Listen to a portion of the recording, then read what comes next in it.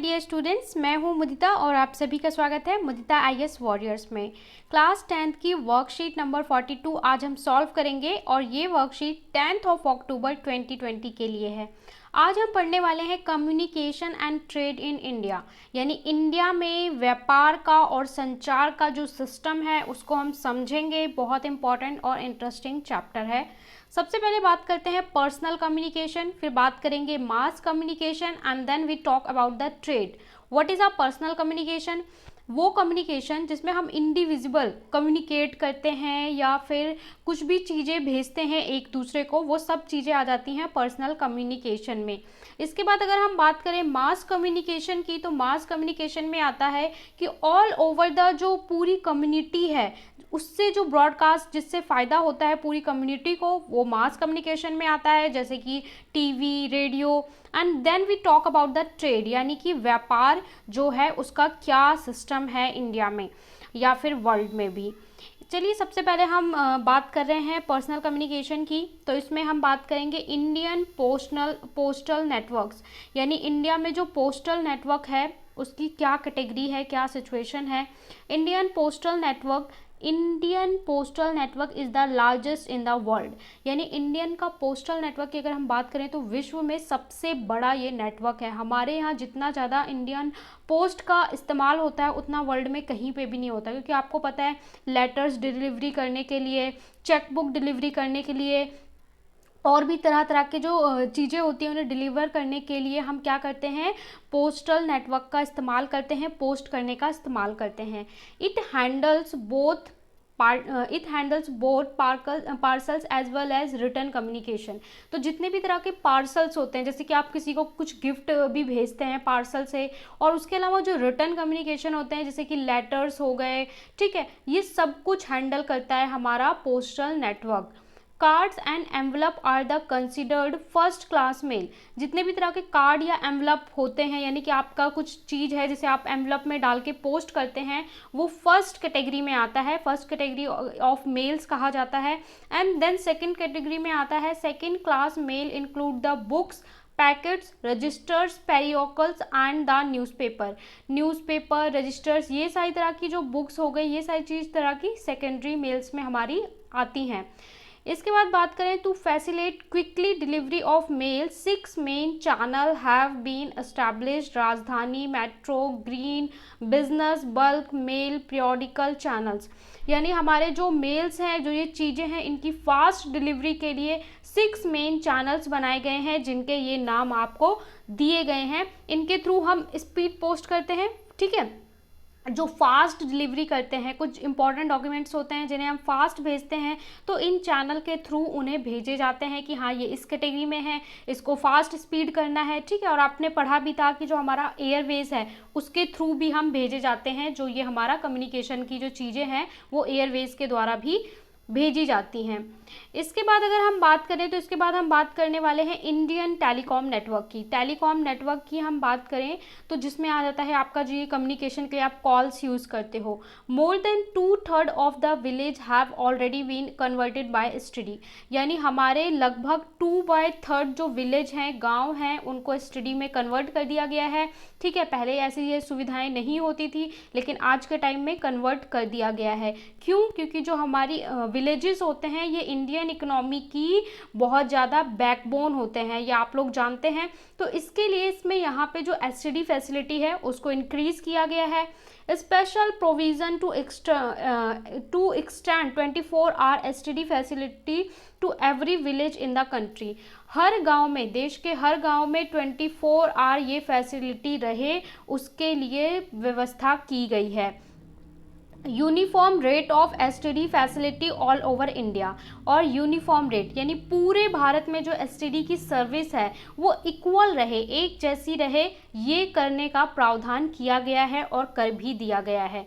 इसके बाद ये तो हमने पढ़ लिया, क्या ये हमने पढ़ लिया पूरा पर्सनल कम्युनिकेशन, जिसमें आ जाता है आपका जितने भी ये पोस्टल के सिस्टम हो गए, ठीक है। तो ये सारा जो होता है इंडिविजुअल होता है कि आपने किसी को लेटर लिखा, पोस्ट कर दिया, तो ये कैसा हुआ, इंडिविजुअल हुआ, या फिर आपका कोई सामान है वो आपके लिए आ गया पोस्ट के द्वारा। अब हम मास कम्युनिकेशन में बात करें तो इसमें हम दो तरीके की चीज़ों की बात करेंगे, एक होगा इलेक्ट्रॉनिक मीडिया, दूसरा आएगा प्रिंट मीडिया।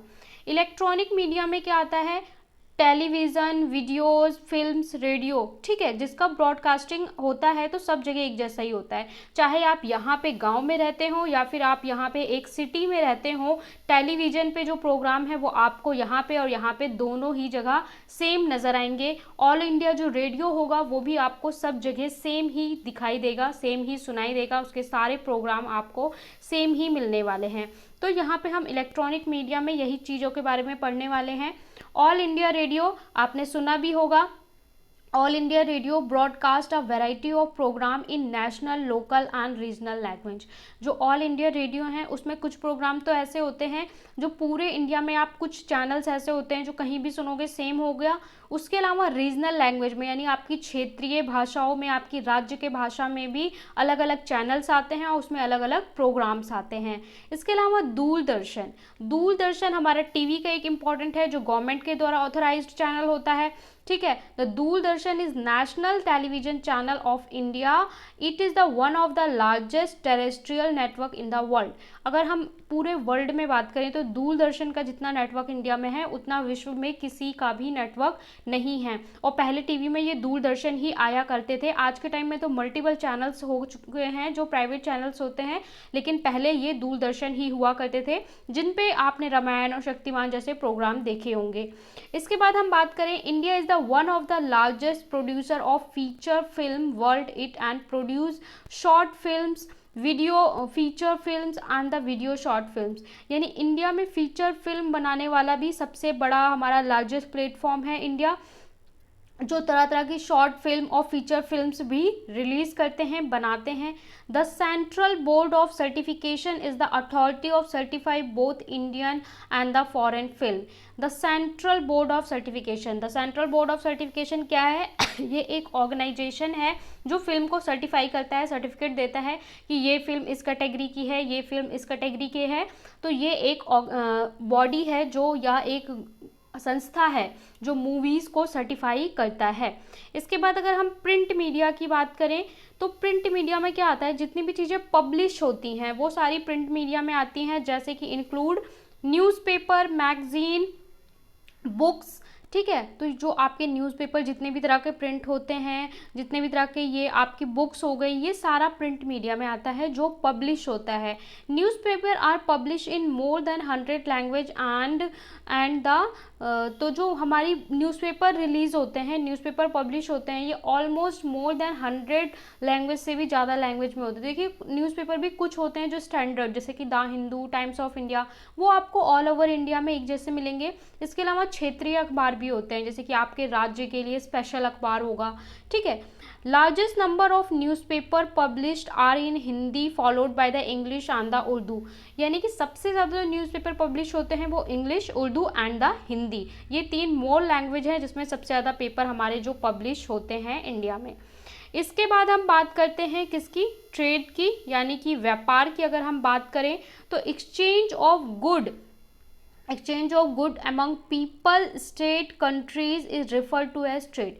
यानी लोगों के बीच, राज्यों के बीच या फिर दो देशों के बीच वस्तुओं के आदान प्रदान को हम क्या कहते हैं, व्यापार कहते हैं। कि हम अमेरिका से कुछ ले रहे हैं और अमेरिका हमसे कुछ ले रहा है तो उसको हम क्या बोलते हैं, व्यापार, यानी ट्रेड, यानी कि बिजनेस कहते हैं।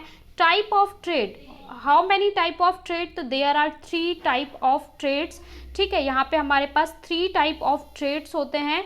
तो सबसे पहला कौन सा है, सबसे पहला जो ट्रेड है, जो हमारे ट्रेड हैं वो 3 तरह के होते हैं, ठीक है। एक तो लोकल, दूसरा state level and the third one is अंतर्राष्ट्रीय या फिर इंटरनेशनल ट्रेड। लोकल ट्रेड क्या होता है कि जैसे कि आप एक गांव में रह रहे हैं और यहाँ पे भी एक गांव से दूसरे गांव में जो चीज़ें एक्सचेंज कर रहे हैं, ठीक है। यहाँ के जो आसपास के शहर में, जैसे कि यहाँ पे एक किसान है, वो सब्जियाँ उगाता है, तो वो सब्जी जाके मार्केट में बेच देता है और मार्केट में कुछ चीज़ें हैं वो वहाँ से ही लेता है, तो ये क्या हो जाएगा, लोकल ट्रेड हो जाएगा, ठीक है। इसके बाद स्टेट लेवल का है। स्टेट लेवल ट्रेड मतलब होता है बिटवीन 2 स्टेट्स, यानी कि जैसे कि दिल्ली और मुंबई के बीच कुछ चीज़ों का लेन देन हो, ठीक है, दिल्ली और पश्चिम बंगाल के बीच कुछ चीज़ों का लेन देन हो, तो ये क्या होता है, स्टेट लेवल ट्रेड होता है।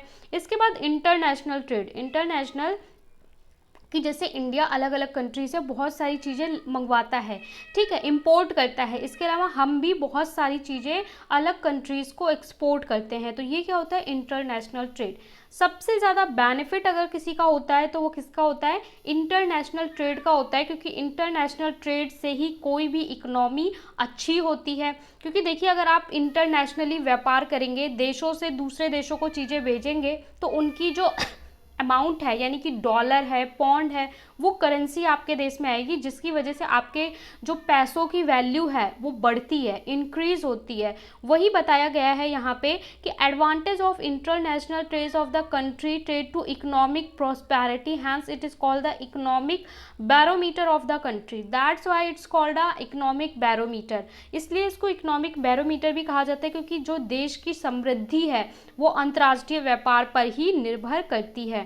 इसके बाद कंपोनेंट्स ऑफ ट्रेड, तो कंपोनेंट्स ऑफ ट्रेड हमारे क्या होते हैं, export and the import. Export क्या होता है और इंपोर्ट क्या होता है। एक्सपोर्ट होता है कि जो चीज़ें आप अपने देश से दूसरे देश को भेजते हैं उसे हम बोलते हैं एक्सपोर्ट, और इंपोर्ट का मतलब होता है इंपोर्ट, यानी अपने देश में मंगाना। तो ये अलग अलग चीज़ें दी हुई हैं जिनका एक्सपोर्ट इंपोर्ट किया जाता है, ठीक है, जैसे ज्वेलरी, मेडिसिन, एग्रीकल्चर के लिए जो हमारे फर्टिलाइजर्स होते हैं या एग्रीकल्चर इक्विपमेंट्स होते हैं, वो सारी चीज़ें इंक्लूड हो जाती हैं। इसके बाद हम यहाँ पे बात करी जा रही है बैलेंस ऑफ ट्रेड की। What is balance of trade, तो जिसे हम BOT भी कहते हैं, balance of trade of a country is difference between export and import. यानी जो एक्सपोर्ट और इम्पोर्ट के बीच का जो बैलेंस होता है उसे हम क्या बोलते हैं, बैलेंस ऑफ ट्रेड बोलते हैं। फेवरेबल बैलेंस ऑफ ट्रेड और unfavourable balance of trade. Favourable balance of trade क्या होता है, when value of import is greater than value of export, यानी कि आप इंपोर्ट ज़्यादा करते हैं एक्सपोर्ट से, ठीक है, value of import is greater than value of import is greater than value of export, तो ये आपका क्या हो जाएगा, फेवरेबल और अनफेवरेबल, ठीक है। तो ये दोनों कंडीशन आपको समझाई हुई हैं।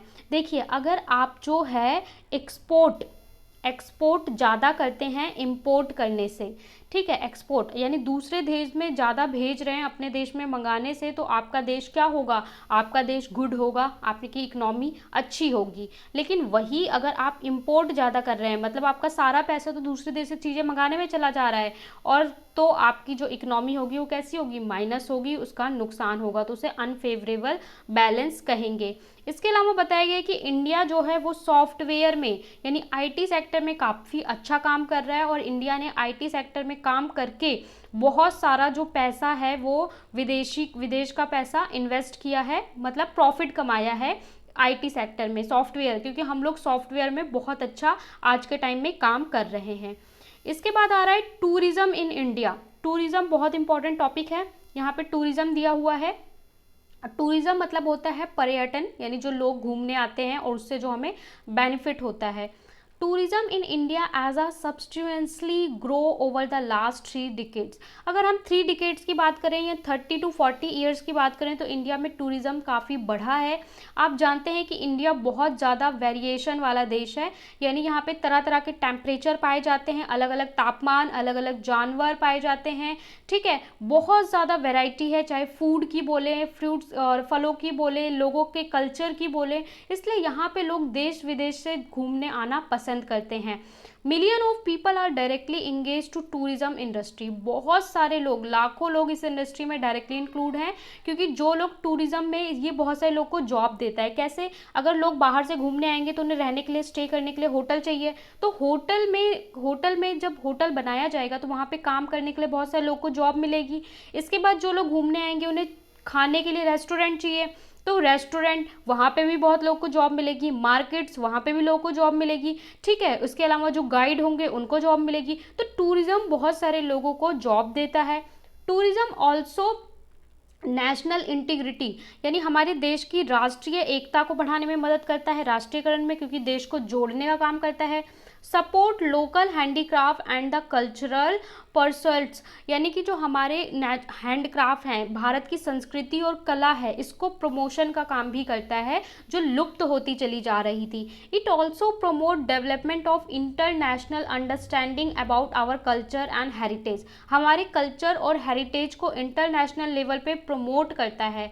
Foreign tourism also visit India to heritage tourism, eco-tourism, adventure tourism, medical tourism, business tourism.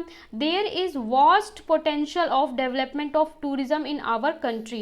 हमारी कंट्री में बहुत ज़्यादा पोटेंशियल है अगर हम इसमें और ज़्यादा काम करें, जैसे कि कुछ जगहों पे इंटरनेट की कमी है, कुछ जगहों पे कुछ फैसिलिटी की कमी है, अगर हम उसे और ज़्यादा इम्प्रूव करें तो इंडिया में टूरिज़्म का बहुत ज़्यादा मतलब बिजनेस हो सकता है, बहुत ज़्यादा हम बेनिफिट कमा सकते हैं। Export are being made to promote different type of tourism for most promoting upcoming industry, इसलिए इसे आगे आने वाले समय में काफ़ी अच्छे से प्रमोट किया जा रहा है।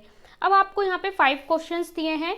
नंबर 1 में बोला है what are type of trades. ठीक है, चलिए हम क्वेश्चंस एक एक करके डिस्कस करेंगे। पहले क्वेश्चन में आपको डिफरेंट टाइप ऑफ ट्रेड्स के बारे में पूछा है और कि कितने तरह के होते हैं और उसमें से किसको बैरोमीटर कहा जाता है। दूसरे में आपको एक कंट्री दी है जो कि एक्स है और पूछा है कि अगर वो ज़्यादा से ज़्यादा इम्पोर्ट करती है तो वो किसकी सिचुएशन क्या होगी। थर्ड में आपको डिफरेंस पूछा है first and second category of male. Fourth में आपको पूछा है कि टूरिज्म इंडस्ट्री से क्या बेनिफिट होगा। और फिफ्थ में आपको पूछा है कि कुछ सालों से जिस तरीके से एसटीडी को इंक्रीज किया गया है उससे गांव की इकोनॉमी पे क्या असर पड़ेगा। चलिए सॉल्यूशन की ओर चलते हैं। Which are the different type of trades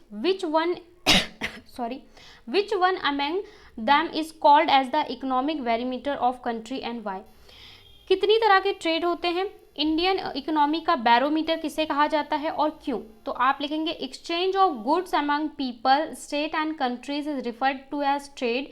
there are main type of business, there are main 3 type of business. देखिए जो हमारा वस्तुओं का, सेवाओं का, लोगों और राज्यों और के बीच में आदान प्रदान होता है उसे हम ट्रेड कहते हैं। इसको मेनली 3 कैटेगरी में बांटा गया है, local business, state level business, international trade. Local में क्या आता है, it is done between cities, town and villages. State level में इट इज डन बिटवीन 2 और मोर स्टेट्स। इंटरनेशनल में इट इज डन बिटवीन 2 और मोर कंट्रीज।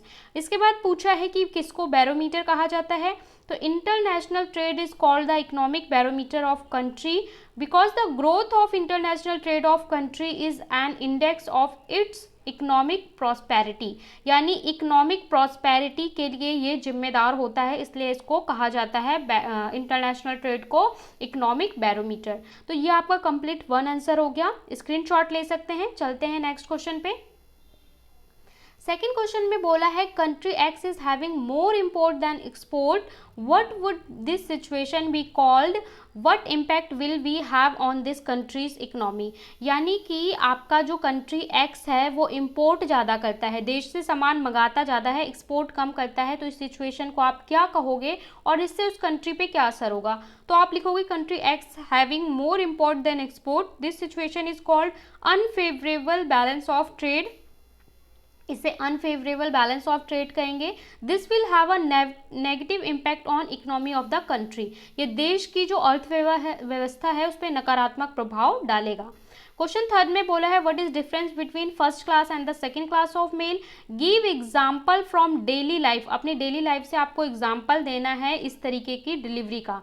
तो cards and envelope are considered first class mail while book, packets, registered periodicals and the newspaper come in second class mail. This delivery is handled by the Indian Postal Network. पहले आपने बता दिया कि ये सारा first में आता है, ये सेकंड में आता है, इसको इंडियन पोस्टल नेटवर्क करता है।